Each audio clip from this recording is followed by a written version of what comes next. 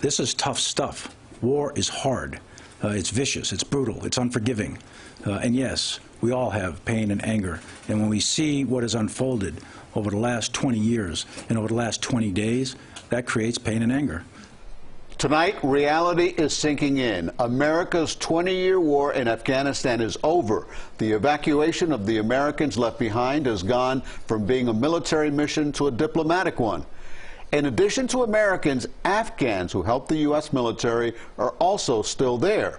One we're learning about tonight applied for a special visa, but his application was denied because of a technicality. And that's when a group at St. Thomas University stepped in to help. The interpreter and his family escaped Kabul. CBS 4's Bobeth Yates spoke to the professor who led the operation and joins us live with the amazing story. Bobeth. Well, the professor is telling me right now that, of course, that interpreter is happy to be out of danger's way. But he says he's not resting easy because his family members didn't make it out as promised by the U.S.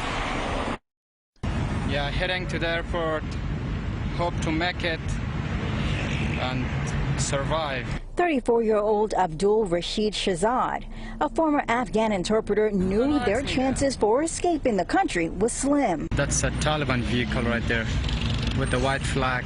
That's Ali Akbar. That's my wife right there. This is me.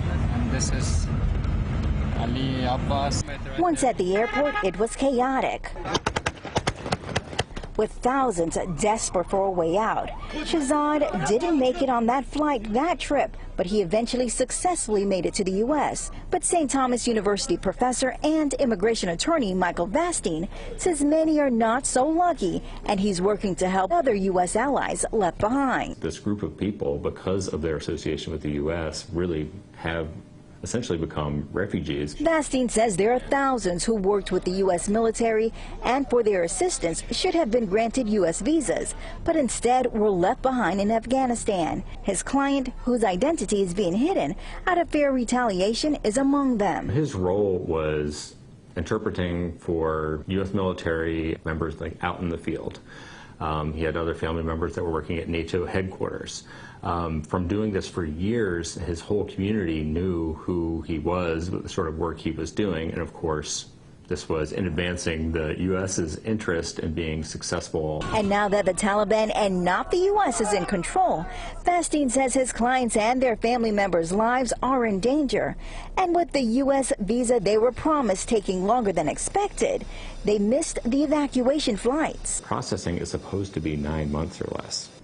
And these cases are not being resolved in 9 months or less. They're taking years. And that's really just means that if we're going to offer a promise, we need to, I guess, have the resources to deliver on that promise. Now, Vastine's family members Vastine actually did make it to Germany with the help of the German military, but his family members are still stuck in Kabul. They're saying that they will now have to fend for themselves, and they don't know if they will get any help from the U.S. government, despite the fact that they worked as interpreters for the U.S. military. Live right in front of in Miami Gardens, Bobeth Yates, CBS 4 News Tonight.